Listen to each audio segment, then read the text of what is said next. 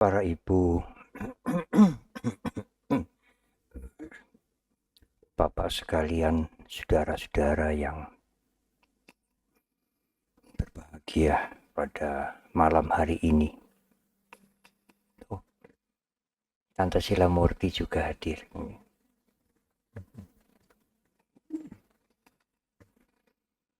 Tadi saya mendengar dari penyelenggara Bimas, katanya Pak Direktur juga mau hadir malam hari ini.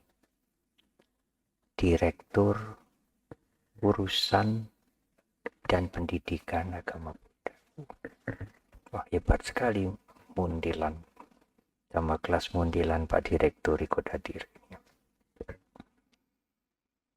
Sebagaimana tiap-tiap tahun dalam masa 3 bulan para biku menjalani puasa, bulan yang kedua dan bulan yang ketiga kami mengajar Dhamma di 10 tempat dari Solo sampai Paraan, Purworejo, dan lain-lain.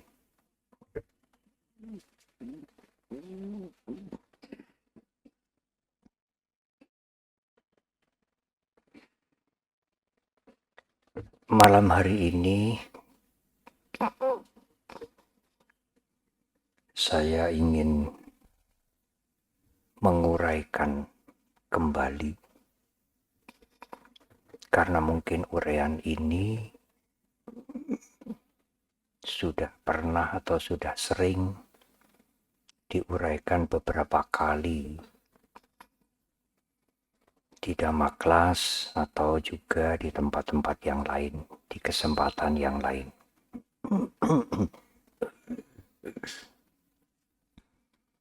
Bukan uraian filosofis yang meminta kita untuk mendengar dan berkerut. Uraian filosofis itu tidak mudah untuk dimengerti. Tetapi malam hari ini, petang hari ini, saya tidak menyampaikan, tidak menguraikan uraian filosofis.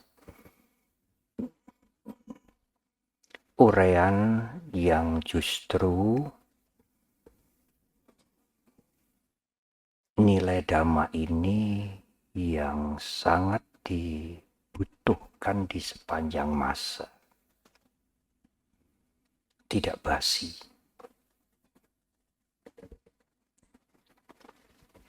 Tentu, pokok dasar ajaran Guru Agung kita adalah menyelesaikan masalah-masalah kehidupan. Atau dengan kalimat yang sederhana, menyelesaikan duka, penderitaan. Dan penderitaan itu sebabnya berada persis di dalam diri kita. Bukan dari luar. Bukan kutukan, bukan hukuman, dan lain-lain. Tetapi muncul dan berkembang dari dalam diri kita. Apapun yang terjadi di luar, di sekeliling kita, dimanapun, kalau kita menghadapi dengan bijak, kalau kita menghadapi dengan benar, masalah-masalah apapun yang datang dari luar itu tidak akan membuat penderitaan. Dengan kalimat yang lain, masalah atau penderitaan itu karena kita menanggapi dengan tidak tepat. Tanggapan kita itulah yang membuat kita sendiri menderita.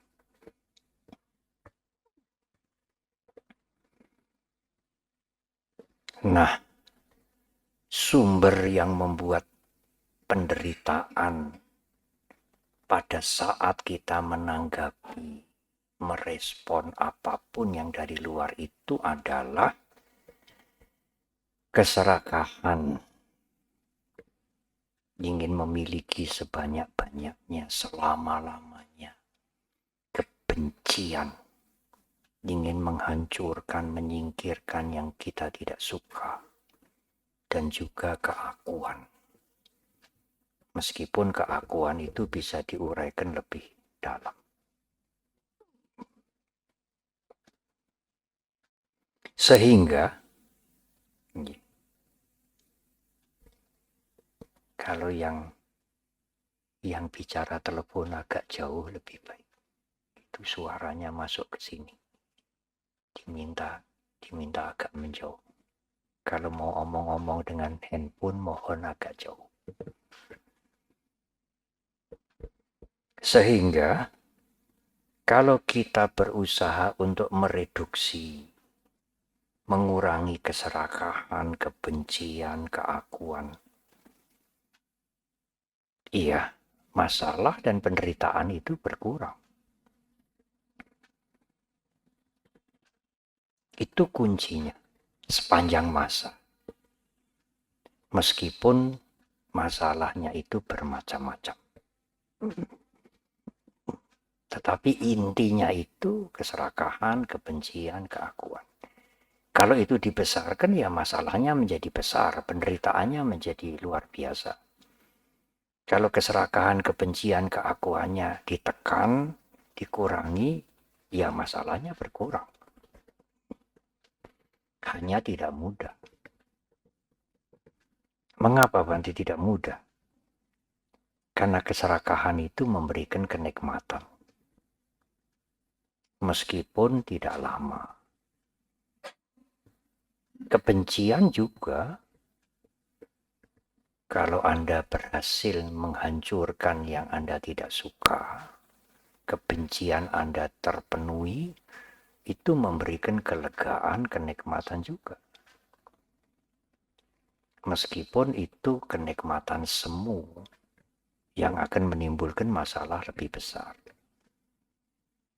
Oh, apalagi kalau berhasil, akunya berbunga-bunga ya. Itu juga menimbulkan masalah lebih besar lagi. Tidak hanya keberhasilan dalam keburukan, keberhasilan dalam berbuat baik juga, keakuan bisa naik. Dan kalau keakuan naik, keserakahannya juga bisa menjadi lebih besar. Saya akan memulai dengan bagaimana mengatasi keserakahan, kebencian, keakuan yang kasar dulu. Karena kalau mengatasi sumbernya yang halus sekali, tidak mudah. Yang kasar itu dalam bahasa Bali disebut witikama, perbuatan. Baik dengan jasmani ataupun dengan ucapan. Perbuatan, perilaku yang dilakukan oleh jasmani ataupun ucapan yang buruk itu adalah wujud loba, dosa, moha, keserakahan, kebencian, keakuan, kotoran batin yang kasar sekali. Ini lebih mudah diatasi kalau kita berusaha dengan sungguh-sungguh ketimbang keserakahan, kebencian, keakuan yang halus di dalam. Itu sulit.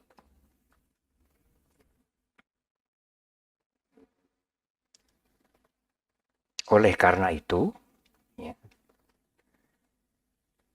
kalau kita menjaga diri, menjaga perilaku, menjaga ucapan, tidak melakukan hal-hal yang buruk, maka kotoran batin, kilesa itu yang ada di dalam ini akan menurun. Itu tujuan utama kita, menjaga diri, menjaga sila, tidak berbuat yang buruk. Tetapi menjaga diri tidak berbuat yang buruk itu selain mengurangi kotoran batin, supaya tidak ngombro-ngombro, tidak berkembang, tidak membuat masalah, tidak menimbulkan penderitaan bagi kita.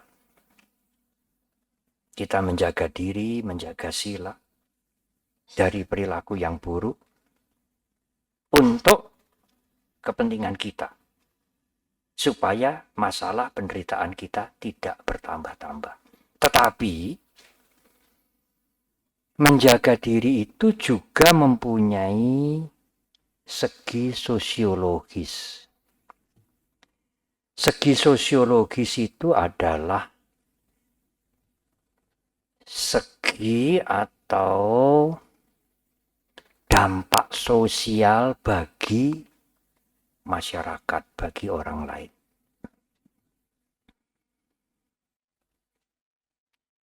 Saya ingin menggunakan kalimat yang lebih mudah lagi. Kalau saya menjaga diri saya tidak melakukan yang buruk, maka saya mengurangi keserakahan, kebencian, kesombongan, keakuan. Karena kalau kotoran-kotoran batin itu tidak dituruti lewat perbuatan, itu akan berkurang. Saya menjadi lebih tentram. Masalah dan penderitaan saya berkurang. Tetapi juga yang saya lakukan itu berguna untuk orang lain. Karena saya bisa menjaga diri saya, orang lain tidak saya rugikan. Saya tidak menyakiti mereka, tidak mengata-ngatai mereka, tidak menipu mereka, tidak ngapusi mereka, tidak menipu mereka. Hidup dalam perilaku yang baik.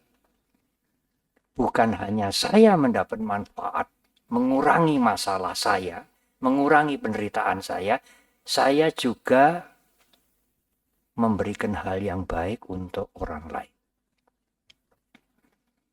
Oleh karena itu, menjaga diri dari perilaku yang buruk mempunyai manfaat kepada diri sendiri dan juga mempunyai manfaat sosial. Tidak hanya manfaat untuk diri sendiri saja, tetapi juga memberikan dampak baik kepada masyarakat. Saya menjaga diri dari perilaku yang buruk bukan hanya untuk kepentingan masyarakat tok, tetapi utamanya untuk mengurangi kotoran batin saya, sehingga masalah tidak berkembang biak. Masalah yang berkembang biak itulah penderitaan. Nah, di dalam ajaran Guru Agung kita, menjaga diri itu disebut sila. Inti dari sila adalah sangwara, mengendalikan diri. Dengan mengendalikan diri, kita menjaga sila. Nah, ini bukan bahasan filosofis. Menjaga diri tidak berperilaku yang buruk, menjaga diri dengan sebaik-baiknya dari hal-hal yang buruk, diperlukan oleh semua orang, oleh masyarakat dimanapun di sepanjang masa. Karena kalau kita melakukan yang buruk, apakah ucapan, apakah perbuatan, masyarakat akan dirugikan.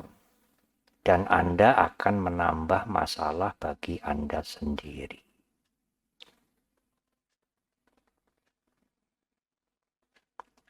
Perilaku yang buruk, kejahatan itu menghancurkan, kalau tidak menghancurkan, merugikan, setidak-tidaknya merugikan dua pihak, orang lain dan dirinya sendiri. Meskipun sekali lagi perilaku yang buruk, yang jahat itu memberikan kepuasan sesaat. Tetapi itu akan menghancurkan, paling tidak merugikan orang lain dan diri sendiri, dua pihak.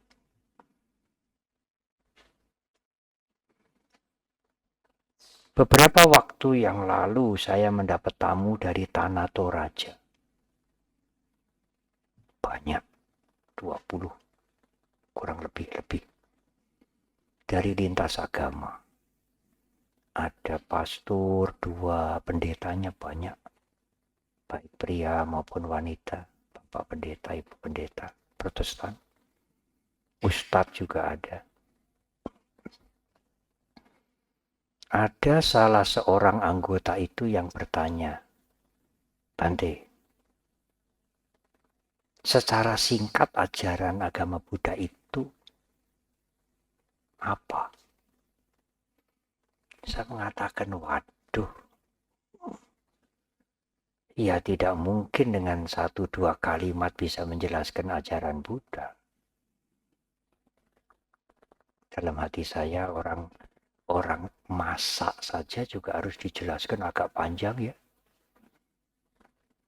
Apa itu ingredients-nya ini, bahan-bahannya, lalu komposisinya, timbangannya harus benar, masaknya harus begini, apinya harus begini. Nah, ini tentang ajaran agama Buddha. Sedikit saja biku. Baiklah ya, baiklah. Saya memilih menjawab begini. Ajaran agama Buddha itu adalah yang pertama, jangan berbuat jahat. Kemudian menambah perbuatan-perbuatan yang baik. Yang ketiga, bersihkan pikiran kita sendiri. Karena kebaikan dan kejahatan itu datangnya dari pikiran kita.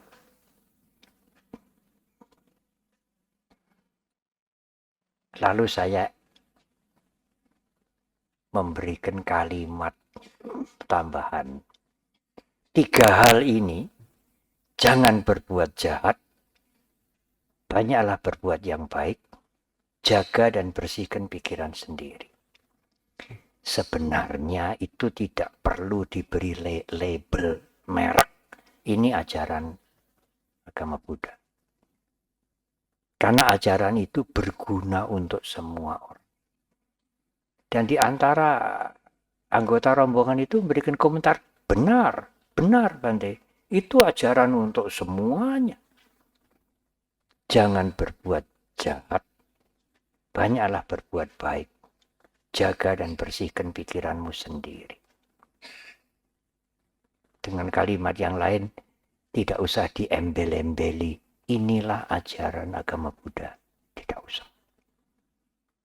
Itu ajaran yang baik, sangat baik bagi semua orang. Nah, urutannya memang begitu.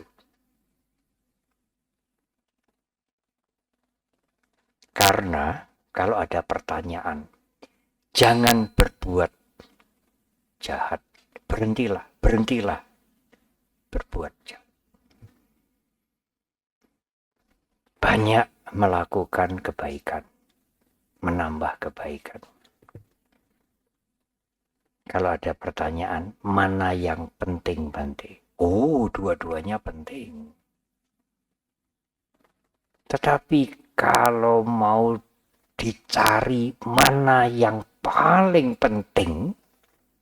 Yang paling penting adalah yang pertama, jangan berbuat jahat. Meskipun Anda belum mampu berbuat baik. Kalau Anda bisa berbuat baik, mampu menambah kebaikan, sangat mulia. Tetapi jangan berbuat jahat, itu sangat penting. Kejahatan merugikan orang lain dan merugikan diri kita sendiri. Kalau Anda tidak bisa menambah kebaikan, ya tidak apalah. Tapi jangan jahati orang. Jangan mengganggu orang lain. Dengan kalimat yang lain, aku nggak bisa bantu dia kok. Aku belum bisa membantu dia. Ya nggak apa-apa, nggak bisa membantu dia, ya nggak apa-apa. Tapi jangan mengganggu. Minimal jangan mengganggu orang lain. Kalau Anda tidak bisa menolong mereka. Syukur-syukur Anda bisa menolong mereka. Mulia banget. Kalau Anda tidak bisa menolong dia dengan berbagai macam alasan, aku ora bisa menolong dia. Ya enggak apa-apa, tapi jangan mengganggu. Karena mengganggu orang lain itu kejahatan.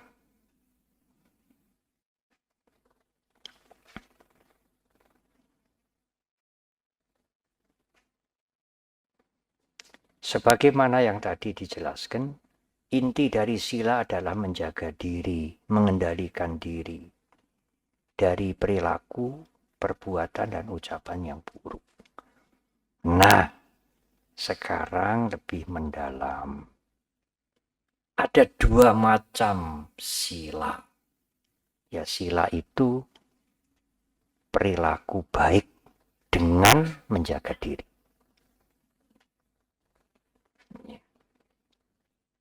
Belum berbicara menambah kebaikan, belum. Ya. Sila itu berperilaku baik, mengendalikan diri, menjaga diri, tidak berbuat yang buruk. Ada dua macam. Yang pertama disebut pakati sila. Yang kedua disebut panyati sila. Pakati sila itu sila yang alami. Seperti tadi disampaikan, tidak usah diembel-embeli ajaran Buddha. Jangan membunuh ya, jangan menyakiti, jangan mencuri, mengambil miliknya orang lain. Jangan mengganggu keluarga orang lain, jangan berbohong, ngapusi. Itu adalah sila yang alami. Meskipun orang tidak beragama pun dia akan memberikan nasihat seperti itu kepada anak-anaknya. Jangan menyakiti, jangan membunuh. Jangan mencuri barangnya orang. Jangan mengambil miliknya orang. Dan di agama-agama yang lain itu juga diajarkan meskipun tidak diberikan nama Pancasila. Kalau di Buddhis diberikan nama Pancasila. Jangan membunuh. Jangan mencuri, mengambil barang orang lain, setia pada pasangan, jangan berbohong, memfitnah, menjaga mulut, jangan mabuk. Sila yang alami, pakati sila. Dan itu akalika. Kapanpun anjuran itu, ajaan itu sangat berguna. Dimanapun. Dan di semua agama juga mengandung nilai-nilai moral itu. Tetapi ada sila jenis yang lain, panyati sila. Nah, panyati sila ini sila bukan yang alami, yang dibuat. Oleh siapa, Bante? Oleh manusia. Loh. Apa bisa? Dengan kesepakatan bersama. Itu banyak sekali. Lah tujuannya apa? Tujuannya sama dengan sila yang alami tadi. supaya keserakahan kebencian tidak ngombro-ombro dan membawa harmoni di masyarakat. Contohnya Banteo, contohnya banyak sekali.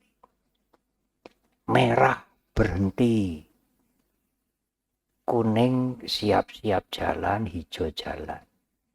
Atau hijau boleh jalan. Kalau sudah kuning siap-siap berhenti, merah berhenti. Itu dibuat manusia di kitab suci tidak ada. Dan seluruh dunia setuju itu.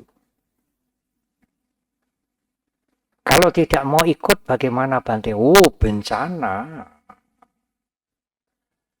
Hijau jalan, kuning, udah cepet. Merah cepet banget. Sebelum yang dari samping ini jalan. Lah kalau yang dari samping ini keburu jalan, Anda bisa celaka. Celaka di perempatan itu. Dan dampaknya apa? Membawa macet. Lalu lintas yang panjang sekali. Akibat sosialnya juga ada. Akibat untuk Anda sendiri yang menerobos traffic light itu pasti ada. Banyak sekali, tidak hanya di lalu lintas, di rumah tangga, di organisasi, di kantor apapun, organisasi apapun. Masuk wihara tertentu, meskipun ada wihara yang tidak menggunakan peraturan itu, tapi umumnya lepas sendal, lepas sepatu. Yang ikut perayaan Asada kemarin 10.000 semua juga diminta lepas sendal, lepas sepatu, diberi kantong. Itu sila, aturan yang dibuat, bukan aturan alami. Karena di tempat ibadah yang lain tidak perlu buka sepatu, buka sendal. Masuk ruangan ya dengan sepatu, dengan sendal. Kan tidak sama, Bante. Ya, tidak sama karena kesepakatannya tidak sama. Nah, kesepakatan itu untuk membuat kerukunan, keharmonian.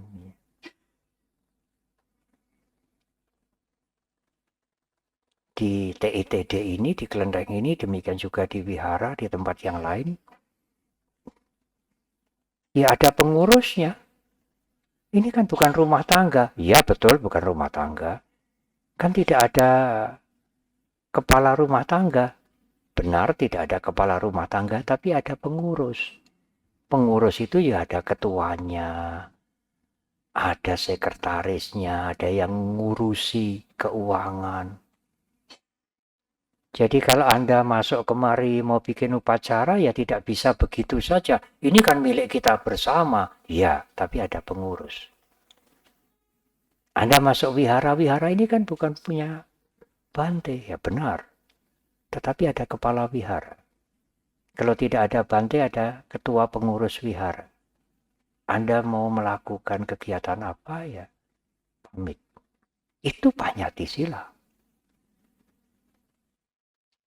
Kalau itu tidak dituruti bagaimana Bante? Masalah. Kalau kesepakatan bersama itu tidak dituruti, itu menjadi masalah. Di dalam rumah tangga juga ada. Jam-jam tertentu, siapa mengurus apa, di mana-mana. Di sekolah, di kelas, di kantor, di yayasan. Apa itu perlu ditaati? Oh iya, kalau Anda ingin tidak membuat masalah dan lembaga atau organisasi itu bisa maju dengan smooth, tidak menimbulkan gejolak, ya masing-masing harus menjaga diri. Disiplin menjaga diri untuk menaati sila-sila itu, meskipun itu sila yang dibuat berdasarkan kesepakatan, bukan sila alami.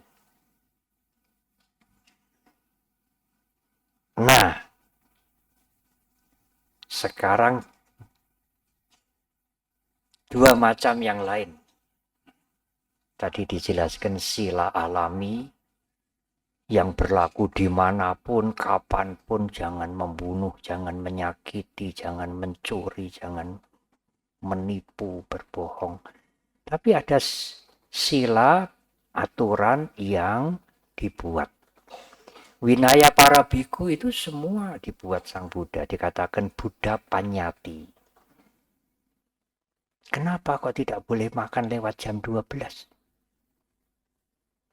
Apa kalau makan lewat jam 12 itu jahat? Kan tidak ada yang dirugikan. Ya memang tidak ada. Tetapi itu sudah menjadi kesepakatan dengan tujuan tertentu untuk para biku yang hidup sederhana, untuk membersihkan batinnya, mencapai kesucian.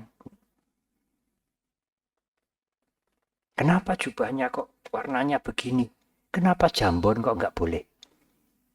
Kan jambon bagus, menarik hati. Kenapa putih kok tidak boleh? Putih kan bersih. Ini Buddha Panyati. Dengan alasan tertentu. Kalau sampai ada biku yang nyeleneh sendiri pakai jubah warna biru, ya jadi masalah. Pimpinan harus menegur. Kalau tidak mau nurut, ya ada aturannya, ada sanksinya.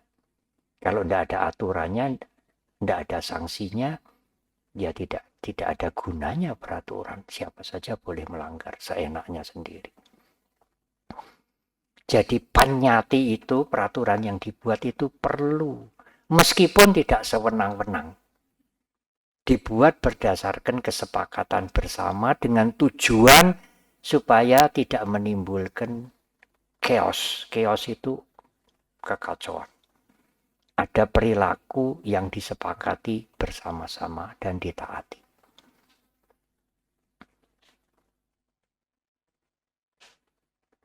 Tentang sila itu sendiri, kalau tadi jenisnya, sekarang sifatnya. Ada dua macam. Yang pertama warita sila, yang kedua carita sila. Warita sila itu, saya ingin menggunakan kalimat yang tidak disalah mengerti. Pasif. Daripada sila negatif, nanti orang salah paham kok ada sila negatif ya. Carita sila itu sila yang aktif. Warita sila itu sila yang tidak membunuh ya, tidak mencuri ya, tidak berbohong, tidak ngapusi, tidak memalsu, tidak korupsi, tidak macam-macam, tidak mabuk. Tidak itu warita sila. Carita sila itu positif.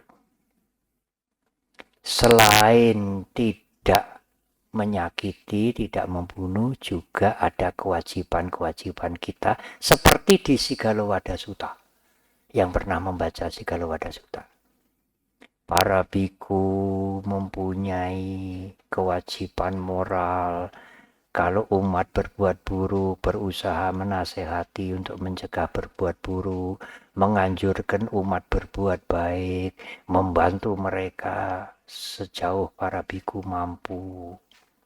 Apalagi menjelaskan ajaran yang masih diragukan, lalu menunjukkan jalan ke arah yang lebih baik dan lain-lain. Kewajiban moral itu adalah sila yang positif. Orang tua kan, ya anak-anak jangan merokok. Ya itu tidak berguna. Ya. Jangan pulang malam-malam. Jangan banyak bergadang, main game dan lain-lain ya. Itu adalah warita. Tidak. Tetapi juga harus ada carita. Memberikan petunjuk yang baik, memberikan kesempatan yang baik, memberikan fasilitas yang baik. Yang bersifat kewajiban moral yang baik itu sila juga. Disebut dengan carita sila. Warita sila itu tidak.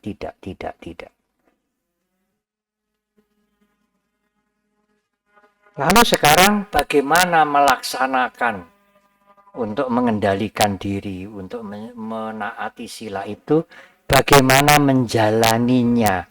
Yang pertama harus ada niat. Aku tidak akan berbuat yang buruk. Apapun, dengan cara apapun, apa ditulis, apa diucapkan, bahasa Indonesia, bahasa Pali.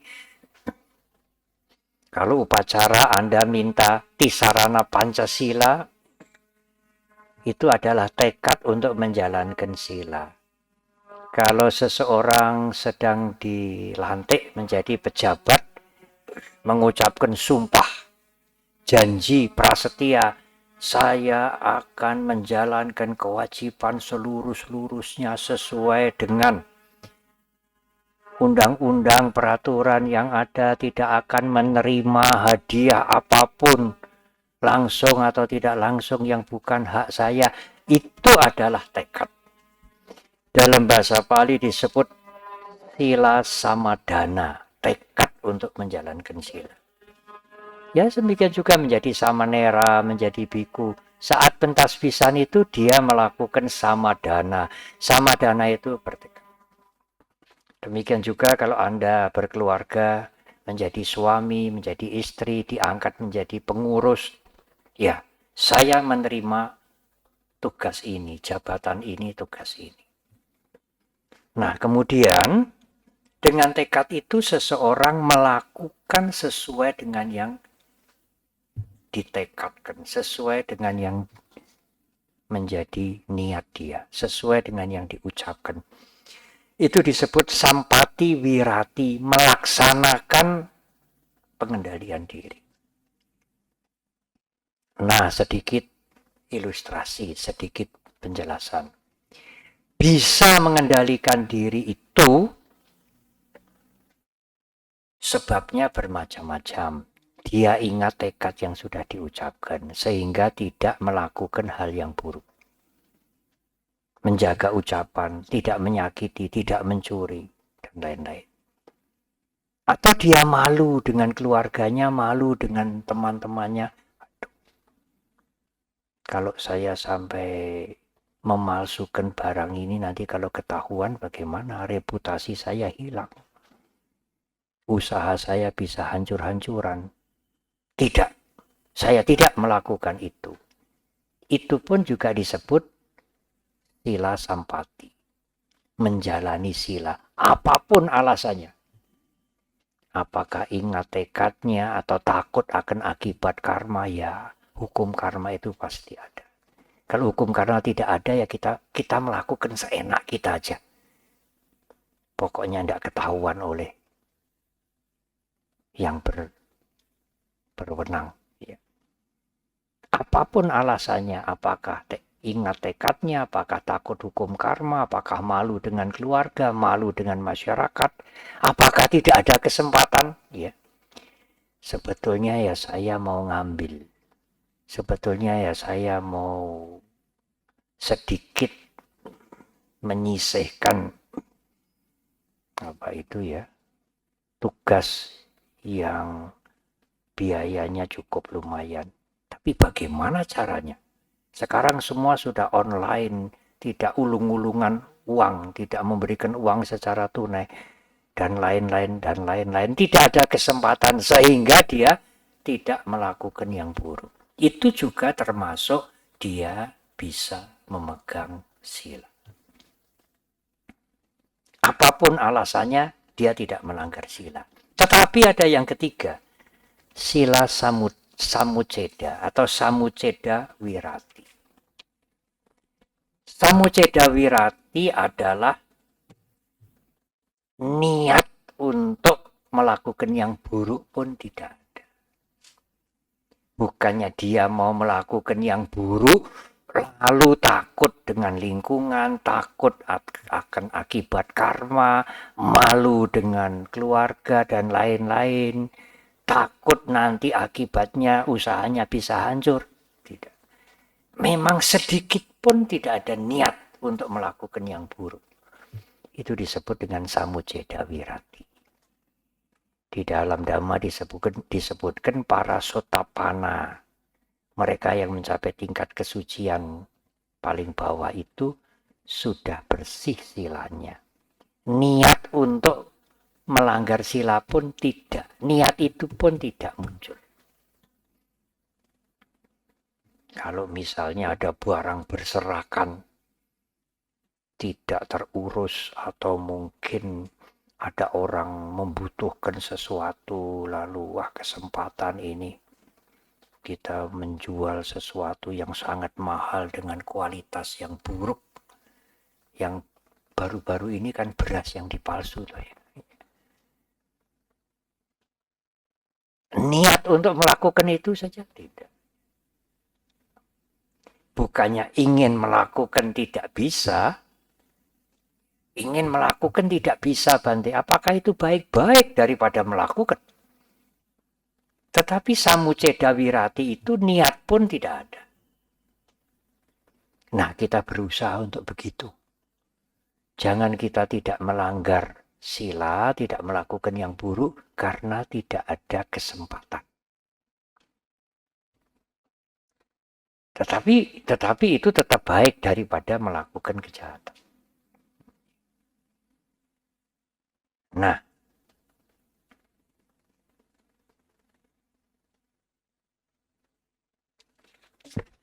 saya akan lebih lanjut.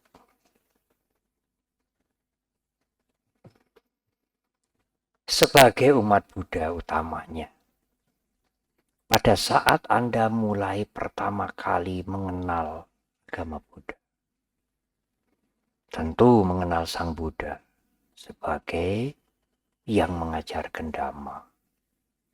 Nah, Dhamma itu adalah jalan petunjuk yang kalau kita ikuti maka seperti yang di depan dijelaskan, masalah penderitaan itu akan berkurang.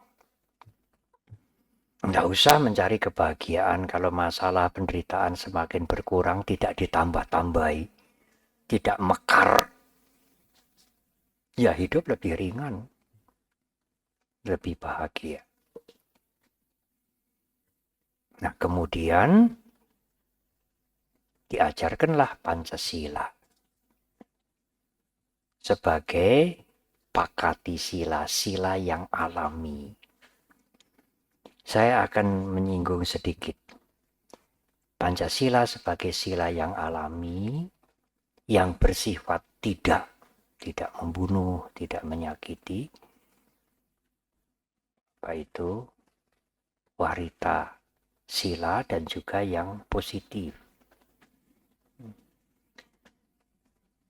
Yang pertama disebutkan oleh Guru Agung kita dalam Pancasila itu tidak membunuh, termasuk tidak menyakiti dalam bentuk apapun.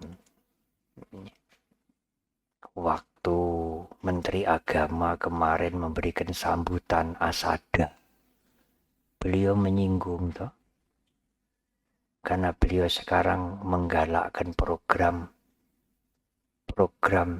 cinta antar umat beragama, tidak lagi hanya toleran tetapi saling mencinta.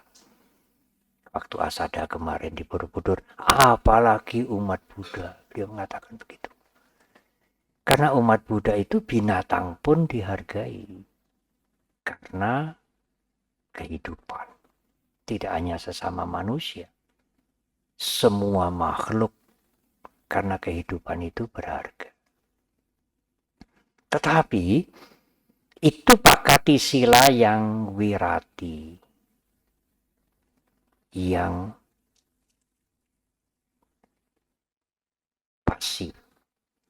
Yang aktif adalah tidak hanya tidak membunuh dan tidak menyakiti, berusahalah untuk melindungi kehidupan, menjagai kehidupan dengan cinta kasih, dengan kasih sayang. Yang kedua, tidak mencuri. Ya tidaklah Bante, kalau kami nyolong ya tidak.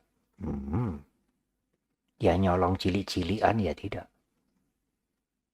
Tetapi korupsi itu mencuri besar-besaran. termasuk memalsu. Kualitas 2, KW2, KW3 dikatakan ini apa? Dulu saya tidak mengerti apa artinya ori. Zaman dulu ori itu uang. Uang zaman baru merdeka. Sekarang ori artinya lain. Original. KW1, KW2 dikatakan ori. Itu mencuri juga. Baru-baru saya mendengar Bante, uang hasil korupsi, barang-barang hasil korupsi yang ketahuan dan disita. Saya tidak mengurus ini dari mana, di mana. Saya hanya mendengar orang berbicara. Sitaan hasil korupsi itu juga dikorupsi. Oh, begitu.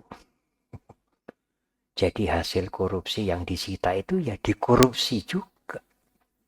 Oh, luar biasa ini. Oleh karena itu, sila yang kedua tidak mencuri itu bukan hanya nyolong nyopet itu. Bukan hanya itu. Mencuri yang besar-besar. Tetapi bukannya hanya tidak mencuri, tidak mengambil yang bukan hak kita. Jadi kalau Anda diberi sesuatu, ya Bante saya tidak mencuri. Nanti dulu. Harus dijelaskan dulu.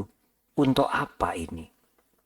Ini apa ini? Ini benda ini, uang ini, untuk apa? Dalam bahasa Jawa mungkin, iki genahe priye to iki? Ini uang apa? Tidak serta-merta, saya tidak minta, saya tidak mencuri, tiba-tiba diberi brek, ya saya ambil. Nanti dulu. Ini untuk apa? Zaman sekarang buntutnya bisa tidak karu-karuan. Iya, kalau uang itu uang yang resmi. Kalau itu uang hasil curian. Anda merasa senang menerima sekian puluh juta, sekian ratus juta. Kalau itu uang hasil curian, uang hasil korupsi, Anda bisa terkena masalah. Zaman dahulu mengatakan tukang tadah. Zaman modern namanya money laundering. Cuci uang. Jadi sekali lagi ya, kita tidak bisa memaksa yang lain, paling tidak diri kita. Kalau diulungi uang atau harta atau apa, nanti dulu. Diurus dulu, iki genai kepriye ini. Ini untuk apa? Ini dari siapa? Supaya kesenangan itu tidak membuat masalah baru. Jangan menerima yang bukan hak kita. Terimalah hak sudah.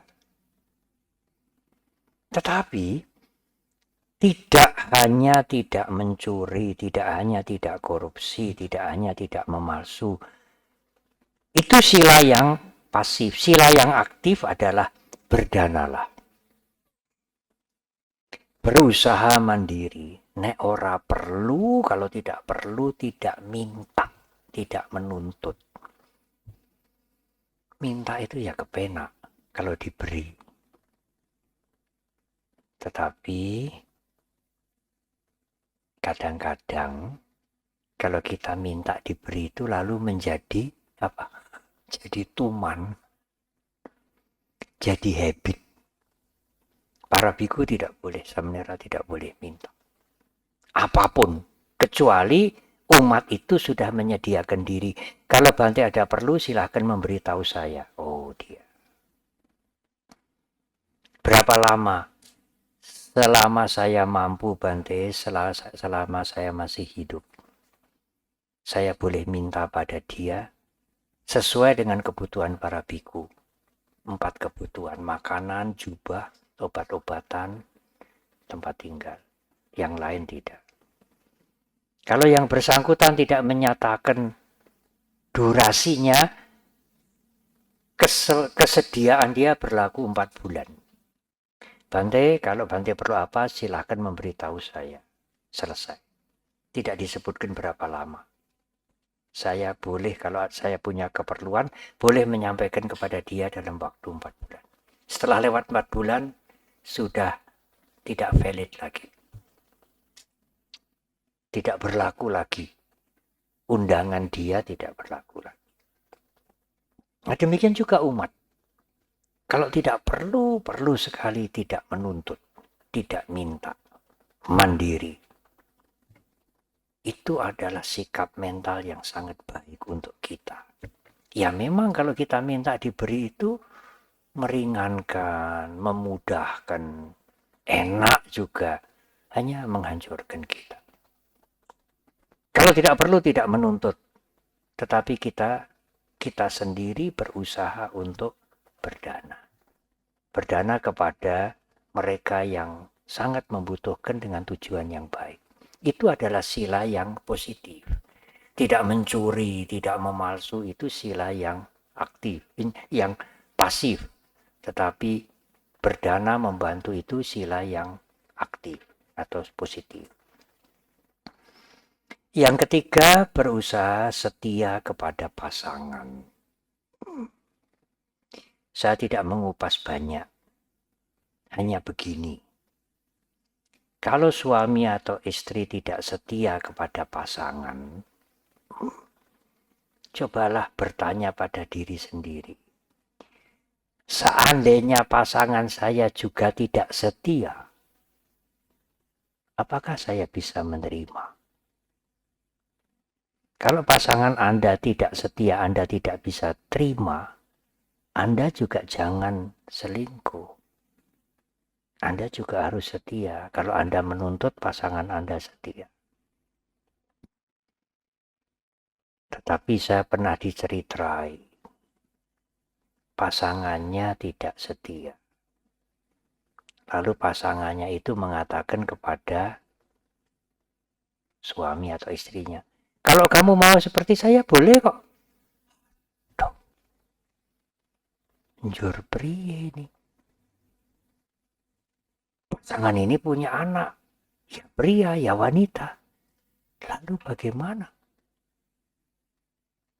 Suami istri itu salah satu ini tidak setia.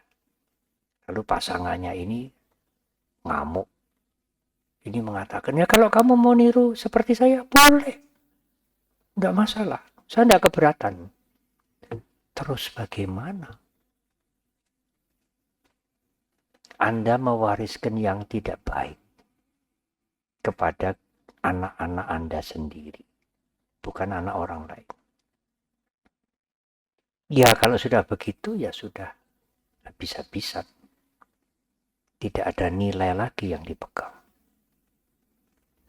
Tidak ada pengendalian diri. Hanya ada kesenangan, kebebasan yang tanpa batas. Demi untuk dirinya sendiri. Bukan untuk keluarganya. Sila yang keempat adalah bohong. Musyawadah. Di dalam Dhamma dijelaskan bohong itu mengucapkan kata-kata yang tidak benar. Tidak sesuai dengan kenyataan. Tetapi belum tentu jahat. Tetapi ada kata-kata yang tidak sesuai dan jahat. Yang dikatakan fitnah. Oh dia buruk, dia begini, dia. Padahal tidak. Kemudian kata-kata yang kasar. Ya kasar ini mengumpat, mengolok-olok. Kemudian bullying. Ya bullying itu mengolok-olok. Ya Bante kalau bukan fitnah, bukan menjelekkan orang lain, kasar-kasar, apalah, maki-maki, miso-miso, ya nggak apa-apa toh. Nanti menjadi habit. Habit itu kebiasaan. Dan kalau sudah jadi kebiasaan, tidak dilakukan rakepena. Kalau sudah jadi kebiasaan, menjadi kenikmatan. Tidak hanya tidak bohong, tetapi berusahalah berbicara yang jujur dan baik. Mengapa toh kita tidak memilih kalimat-kalimat yang baik? Harus pakai kalimat yang kasar-kasar. Banyak toh kalimat yang baik yang bisa kita pilih. Kalau nanti sudah menjadi kebiasaan, nah ini sulit.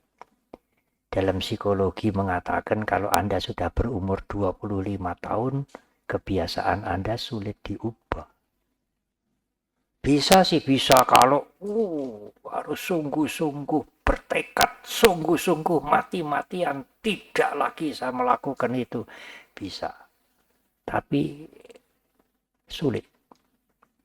Karena itu sebelum 25 tahun yang buruk-buruk ditinggalkan saja. Nanti kalau sudah lewat 25 tahun sulit diubah. Meskipun tidak harus begitu. Ya, itu kata para pakar psikologi. Nah, sekarang yang terakhir. Minuman keras yang memabukkan. Dalam 10 macam akusala karma, perbuatan yang jahat, minuman keras tidak ada.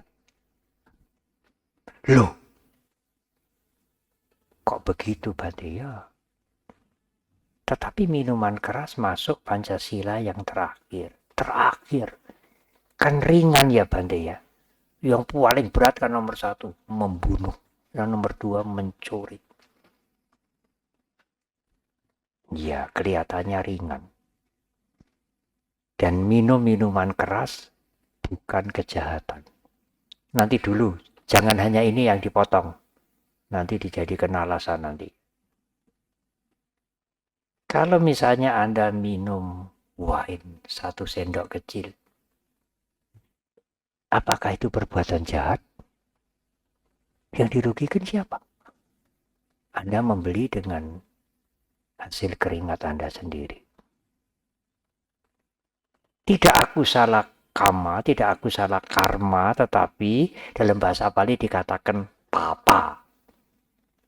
Bahasa Jawa kan ada popo cintroko atau ya, papa. Perbuatan buruk. Tapi bukan kejahatan ya Bante, tidak merugikan orang lain, tidak.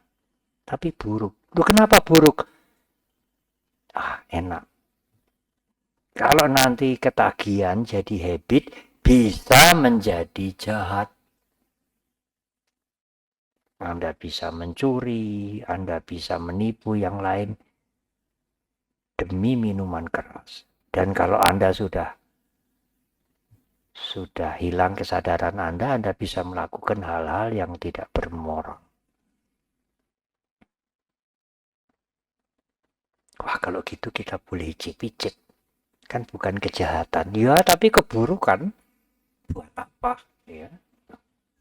Daripada icip-icip minuman keras, lebih baik makan jatah tempe aja. Lebih bermanfaat, lebih kenyang, tidak berisiko, ya, dan mudah didapatnya. Hanya kalau minuman keras dicampurkan dengan obat, menjadi obat. Banyak obat-obat ramuan Tionghoa yang harus dicampuri dengan sedikit arak. Atau untuk parem, obat luar. Tidak digolongkan buruk. Karena obat itu untuk mengobati penyakit. Tapi kalau memang, kalau khusus sengaja minum minuman keras, mencoba, meskipun sedikit, ya tidak jahat. Tapi tidak perlu. Tidak ada gunanya. Nah, saya akan sampai pada penghujung. Sudah 1 jam. Selain sila, selain tidak melakukan yang buruk, pasif dan aktif melakukan hal-hal yang baik, ada hal-hal lain yang tidak boleh diabaikan. Sebetulnya itu termasuk sila yang aktif juga. Antara lain cobalah untuk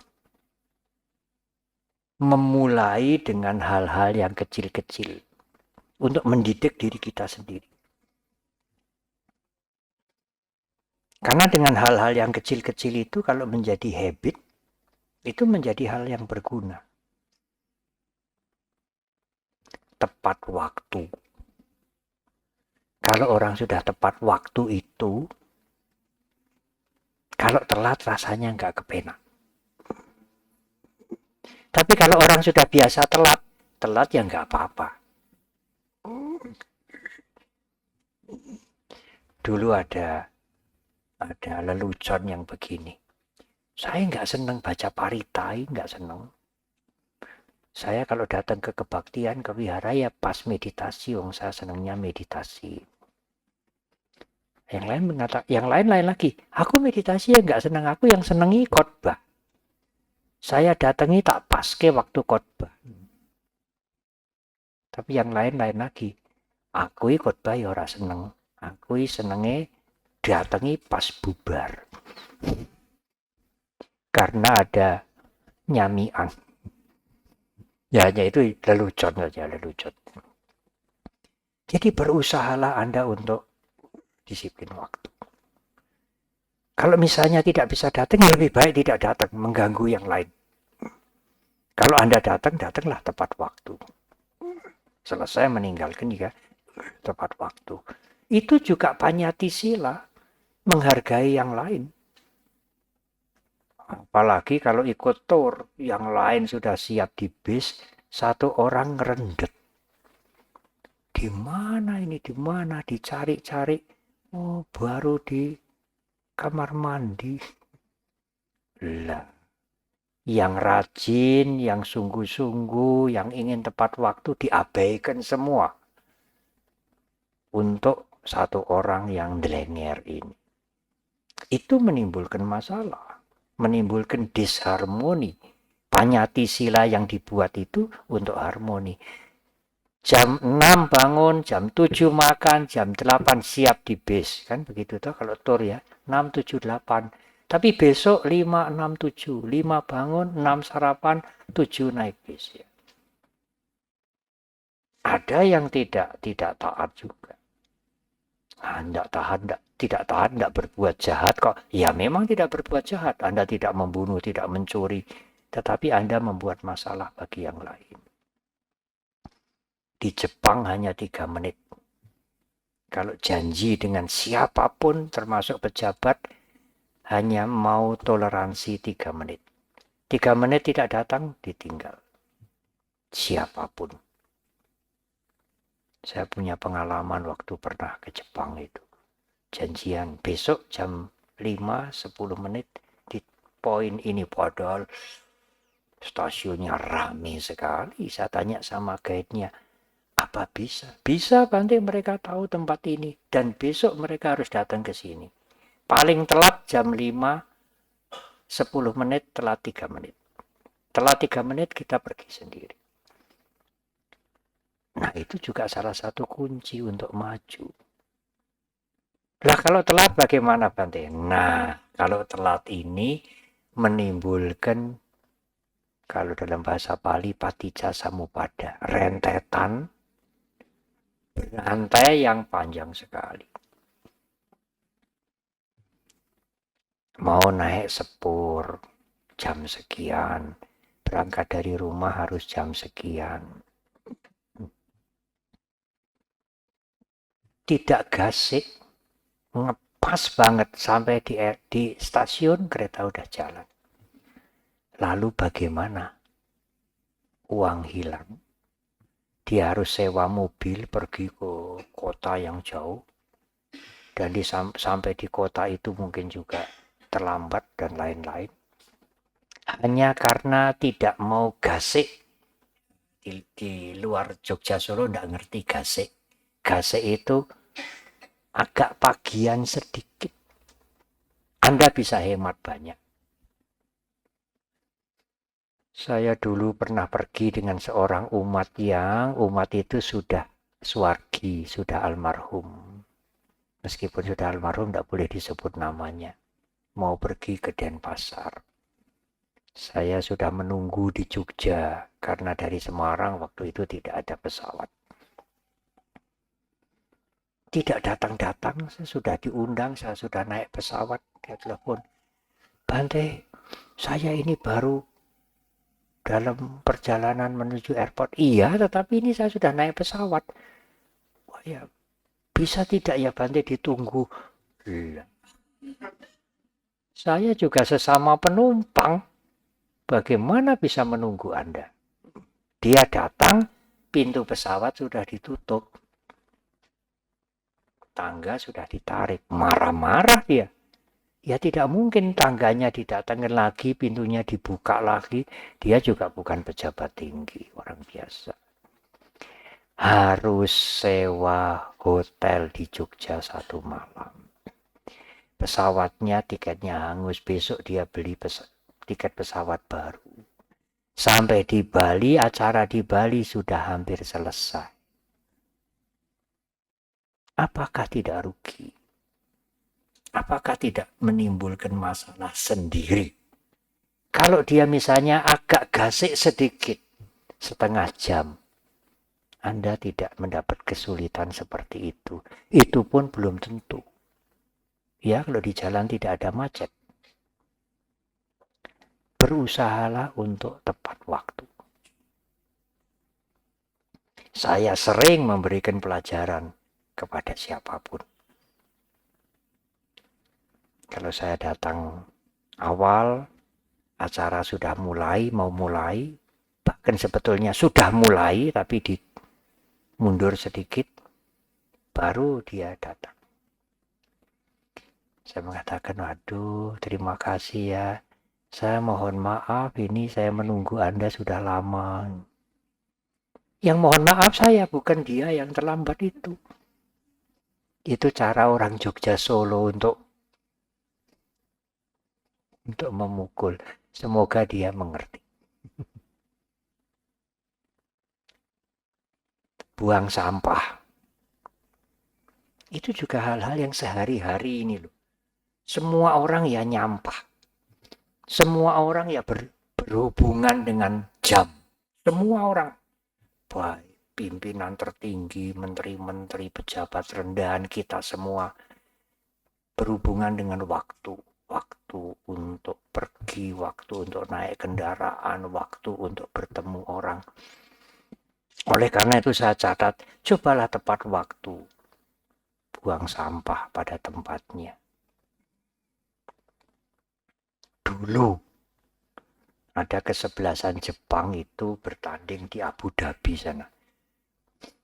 Kesebelasan sepak bola Jepang kalah. Meskipun kesebelasannya kalah, penggembiranya itu bawa kantong menguti sampah-sampah itu. Itu jadi berita di luar negeri. Itu bukan di negaranya. Ya, itu kan bukan di negaranya. Lebih-lebih di negaranya sendiri. Dia tidak nyampah. Bukan rahasia lagi, terus terang. Kalau di sini bagaimana? Kesebelasannya kalah. Kursi dirusak, dibuanting-buanting. Jendela, pintu dirusak. Apalagi mungut sampah. Dan itu jadi habit. Bukan hanya pencitraan, bukan hanya supaya nanti diviralkan baik, itu jadi habit di mana-mana ya. Dia tidak nyampah, dan kalau ada sampah, nggak enak dia diambil. Itu hal-hal yang kecil, tapi cobalah itu dibiasakan. Ya termasuk sendal dan lain-lain. Saya pernah ikut pertemuan di komunitas Jepang. Begitu masuk di ujung sana, sepatu-sepatu dilepas, kita diberi sandal jepit, sama semua. Nanti kalau kita masuk ke ruangan ini, sandal jepitnya dilepas di depan itu kita masuk. Sudah ada yang ngatur di situ. Panitianya ngatur sandal kita ini menghadap ke sana. Kita keluar tinggal selup lalu pergi. Nggak usah mencari sandal saya tadi yang mana, karena semua sama. Berkali-kali peserta rapat masuk ruangan ini, berkali-kali juga seenaknya. Mengko ora ono sing ngatur toh. Nanti kan ada yang ngatur. Kepenak. Dia tidak berpikir ya, enggak enak ini, sungkan. Sandal kita dengan tangan, bukan dengan japit, dengan tangan diatur rapi. Nanti peserta ini break keluar, tinggal masukkan kakinya di sandal itu terus keluar. Nggak usah niteni tadi sandal saya mana. Nanti waktu mau pulang, dia mengembalikan sandalnya itu, ambil sepatu atau sandalnya sendiri di depan. Nah, mereka mengatur sandal itu dan tidak pernah malu, tidak pernah bosen. Dia ngatur dengan senang hati. Yang pakai sandal awut-awutan juga tidak pernah sadar bahwa dia sebaiknya ya ikut membantu. Menghargai orang lain. Nah, ini agak sulit, menghargai orang lain. Saya ingin menyederhanakan begini. Tidak usahlah kita terlalu menghargai orang lain kalau tidak bisa. Apalagi kalau tidak kenal. Yang penting jangan mengganggu. Itu saja. Kalau tidak bisa membantu, jangan mengganggu. Pernah ada seorang guru meditasi, guru besar meditasi. Kalau ajaran agama Buddha ini disingkat, ya boleh digunakan kalimat berbuatlah baik kepada siapapun. Kalau tidak bisa berbuat baik, jangan mengganggu. Dan jaga pikiranmu sendiri. Karena kejahatan, kebaikan, kesusahan, kebahagiaan itu datang dari pikiran kita sendiri. Jadi kalau kita tidak bisa membantu, tidak ada yang menuntut. Nggak ada yang menyalahkan kita. Tapi jangan mengganggu. Karena mengganggu orang lain adalah kejahatan. Itu saja yang ingin saya sampaikan malam hari ini. Hal-hal yang kita lakukan dengan baik, dengan susah payah, menjaga diri dengan susah payah, itu akan menjadi teladan yang alami untuk anak-anak dan generasi kita kemudian. Jadi kita tidak berbuat buruk, tidak berbuat jahat, mengendalikan diri, itu bukan pencitraan. Supaya kita nanti bisa dicontoh, citra kita baik, perilaku kita baik di tengah-tengah keluarga kita, di tengah-tengah kolega kita, di tengah-tengah masyarakat. Bukan itu. Kita tidak berbuat yang buruk, mengendalikan diri, melakukan yang baik, bukan pencitraan. Memang saya ingin melakukan ini untuk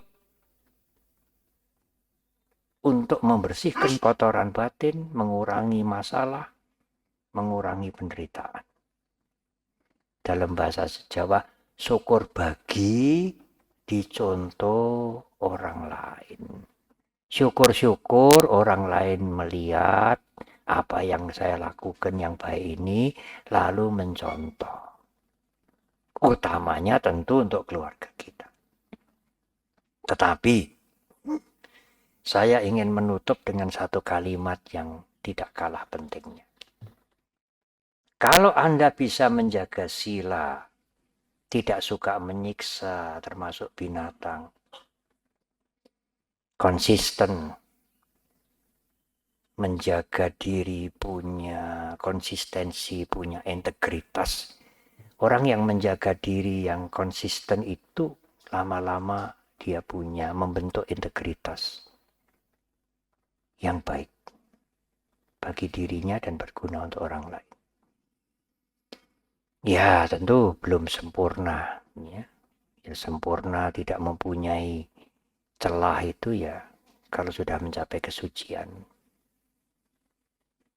Tetapi, kalau Anda melihat orang lain yang selebor, orang lain yang suka menipu,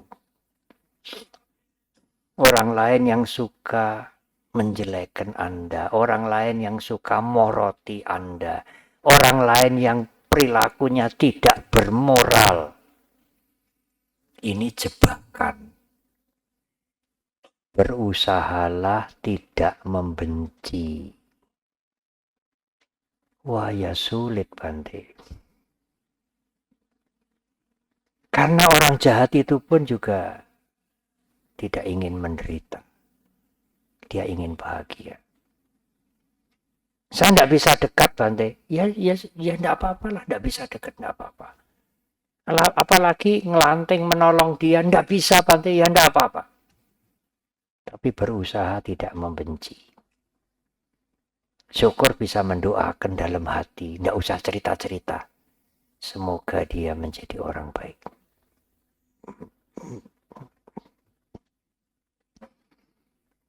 Kebetulan saya ingat karena dulu kalau kami perayaan Waisak di Jakarta, selalu rajin hadir Pak Kwe yang baru meninggal. Dalam salah satu sambutan di Waisak, beliau cerita begini. Apa yang diajarkan oleh Buddha itu dipraktekkan oleh Bung Karno. Bung Karno itu tidak senang penjajahan. Dengan segala macam aspeknya, tidak usah diceritakan buruknya. Tetapi Bung Karno itu tidak benci kepada orang Belanda. Benci pada perilakunya, nggak senang pada tabiatnya, ya. Tapi tidak benci pada orangnya. Karena Bung Karno juga punya sahabat orang-orang Belanda banyak. Dan belajar banyak dari orang-orang Belanda. Tapi Pak Kwe melanjutkan, kalau saya nggak bisa. Benci sama perbuatannya, ya benci sama orangnya sekalian. Terus terang. Nah, berusahalah Anda tidak membenci. Karena kalau Anda membenci, bisa-bisa nanti hidup yang akan datang ketemu lagi. Ya Bante, tidak membenci tapi tidak usah diketok-ketok. Ya tidak usah diketok-ketok. Diam saja. Pura-pura tidak kenal, pura-pura angku-angkuan gitu. Tapi dalam hati, sisakan sedikit dalam hati Anda. Sedikit. Ya semoga dia menjadi orang baik. Apalagi mendoakan dia celaka. Di dalam Karania Metta Sutta kan dikatakan, meskipun Anda tidak senang, Anda benci banget, jangan mengharap orang lain celaka. Itu kejahatan. Jadi meskipun Anda tidak suka dengan segala macam perilakunya, tingkah lakunya, tabiatnya, apanya, pokoknya kalau saya melihat orang apik, sedikit pun tidak ada. Ya tidak apa-apa kalau Anda mau nilai begitu. Tapi berusaha tidak membenci. Syukur disisakan sedikit dalam pikiran Anda.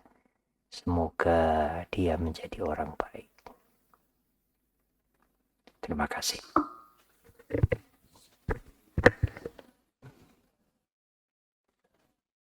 Baik, terima kasih Anumodona Bante atas Dhamma Desananya. Kali ini kita bersama memasuki sesi tanya jawab. Bagi Bapak Ibu yang ingin bertanya, silahkan angkat tangan. Silahkan tetapi tidak banyak ye. Bante, Ye. Namo Buddhaya, Sukihoto. Ye, siapa namanya? Sutomo Bante. Sutomo dari Semarang Bante. Dari Semarang datang ke. Iya. Ya silahkan apa yang mau. Bante mau minta solusi. Kalau misalnya di rumah itu ada rayap ya Bante. Itu tidak ada pilihan selain membunuh Bante. Apa ada cara lain Bante? Soalnya kalau nggak dibunuh rayapnya kan dogoti rumah. Itu loh Bante. Makasih Bante. Ini saya menjawab untuk orang pandai.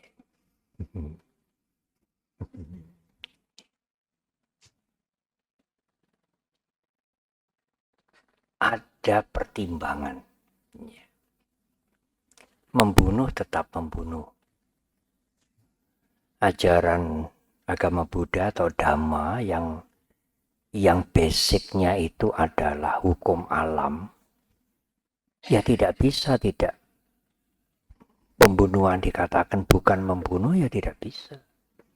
Wong nyatanya meskipun itu binatang bukan manusia, ya nyatanya mati. Hukum alam.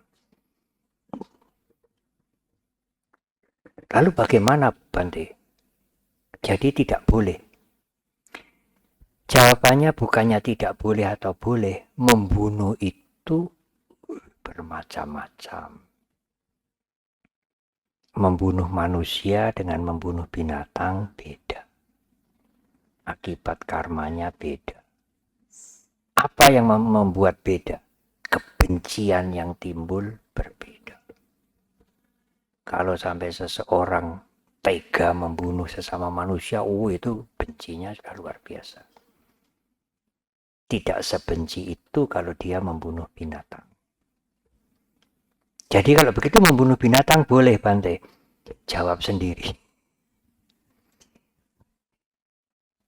Tidak perlu memojokkan begitu. Tetapi membunuh binatang juga ada pertimbangan. Ada binatang yang berguna, ada binatang yang tidak berguna.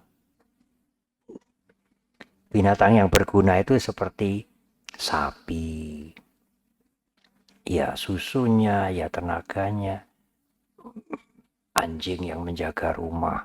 Di film-film itu anjing kadang-kadang setia sekali. Diberi makan 3 kali, ingat yang memberi makan katanya ya. Sesama manusia diberi makan 3 tahun, menggigit kuping. Ya. Jadi membunuh binatang yang berguna, ya karmanya lebih berat daripada membunuh binatang yang tidak berguna. Jadi membunuh binatang yang tidak berguna boleh, Bante? Ya jangan tanya begitu lagi, jawab sendiri. Belum selesai ureanya. Membunuh binatang yang tidak berguna ada 2 macam. Tidak berguna, tidak merugikan. Tidak berguna, merugikan. Yang tidak berguna, tidak merugikan apa, Bante? Ya burung-burung yang terbang, kita lihat di angkasa. Tidak berguna untuk kita, tapi tidak merugikan. Yang merugikan apa, Bante? Rayap, tikus. Ya petani-petani itu wereng. Nah, ambil kesimpulan sendiri. Itu jawaban saya. Baik, silahkan kalau ada pertanyaan lagi. Jadi ya, sekali lagi, Dhamma memang konsisten. Membunuh adalah membunuh. Wong sasarannya mati kok. Tetapi Dhamma juga mengajarkan pertimbangan. Pakai wisdom. Membunuh yang bagaimana? Tidak hanya Dhamma, di hukum negara juga begitu. Kalau orang membunuh berencana, apalagi membunuh berencana, direncanakan dengan baik karena mau diambil hartanya, itu hukumannya kan berat. Dibandingkan membunuh membela diri. Itu yang polisi diperintahkan menembak itu kan hanya sedikit sekali. Bahkan mungkin sekarang udah bebas. Itu pertimbangan motif Anda membunuh itu apa? Ya kalau sudah dibereskan, saya tidak mengatakan membunuh ya. Ya kalau sudah dibereskan ya itu harus di-prepare. Jangan dibiarkan. Kalau dibiarkan nanti Anda bisa membunuh rakyat tahunan nanti. Kan kalau tidak di-prepare kan rakyatnya datang lagi toh. Datang lagi kan dibunuh lagi, datang lagi kan dibunuh lagi. Itu tidak bijaksana juga. Kalau sudah dibereskan ya, sekali dibereskan ya harus dibereskan dengan baik supaya rakyatnya tidak datang lagi. Menghindari kemungkinan untuk membunuh ulang kan. Ya, silahkan. 1 lagi atau 2 lagi. Baik, 1 yang terakhir. Silahkan Bapak Ibu yang mau bertanya.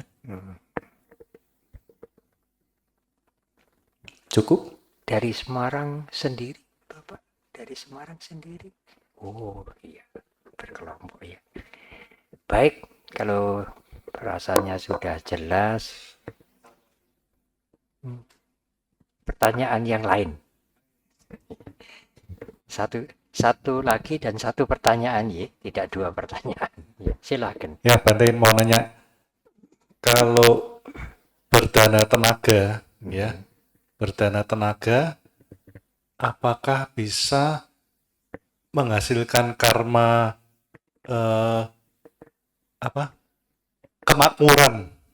Maksudnya ekonominya jadi lebih baik gitu, Bante. Berdana tenaga ya, bukan berdana materi, bisa menghasilkan kemakmuran ekonominya jadi lebih baik gitu, Bante. Terima kasih, Bante. Baik, pertanyaan yang sederhana, yang mungkin juga berguna untuk yang lain. Tapi saya menjawabnya begini. Kalau Anda mempunyai kesempatan berdana atau menolong, di agama lain mengatakan beramal, membantu, apa saja, apa tenaga, apa nasihat, menghibur mereka yang susah, yang sedang dirawat di rumah sakit, apakah hanya secangkir air, apakah makanan nasi 1-2 bungkus, atau banyak, atau uang dan sebagainya, berbuatlah baik itu sudah cukup. Anda berbahagia, bersyukur karena bisa melakukan kebaikan. Buah karmanya kayak apa, Bante? Orang usah dipikir. Apa bisa bikin makmur, Bante? Apakah kalau saya kasih makan sama semut yang banyak itu katanya nanti kalau pemilu bisa menang? Orang usah dipikir. Karena harapan itu menimbulkan keserakahan baru. Keinginan baru, keserakahan baru. Semua perbuatan baik pasti berbuat baik, berbuah baik. Karena karma itu berjalan untuk semuanya. Hanya kalau diingat-ingat, diarep-arep, itu menjadi kotoran batin. Sedangkan kita berbuat baik itu justru ingin membersihkan kotoran batin. Apalagi para biku. Mau kasih uang? Ya tidaklah. Kami malah terima dana. Ya para biku hanya berdana apa? Kasih ceramah, kasih nasihat, kasih hiburan. Hiburan untuk masyarakat bersemangat. Jangan melakukan kejahatan. Untuk apa kita ini? Dapat apa? Tenaga juga tidak toh ya. Tenaga juga kagak. Hanya memberikan nasihat-nasihat. Kami tidak pernah berpikir. Kami bisa membagi-bagi pengetahuan, memberikan semangat. Dulu pernah ada orang yang cerita hampir bunuh diri. Lalu mendengarkan khotbah, mendengarkan ceramah, ada 1 atau 2 kalimat. Dengan 1-2 kalimat itu dia padahal ingin bunuh dirinya sudah berkali-kali. Masih hidup. Sekarang anaknya 2, jadi dokter semua. Ya sering muncul. Saya pernah khotbah begini, pernah menceritakan ini, orangnya ada di situ, dia senyum-senyum, tertawa. Itu manfaat yang langsung saya alami. Dan saya tidak pernah berpikir apa yang saya lakukan menjadi biku sekian puluh tahun dan sebagainya, apa manfaatnya, tidak. Supaya harapan itu tidak mengotori batin saya. Kita bisa berbuat baik itu saja sudah bahagia. Terima kasih.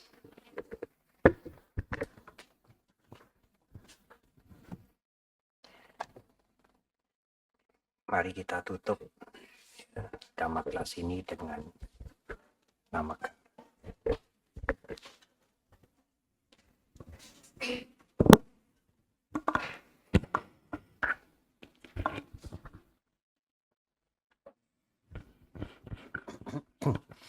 Arahang sama sambuddho bhagawa.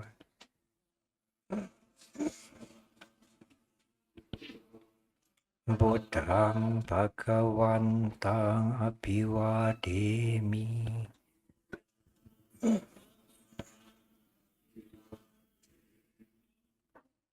Swakatoan Bhagavata Dhammo. Dhammang namasami. Supatipanno Bhagavato Sawaka Sangho.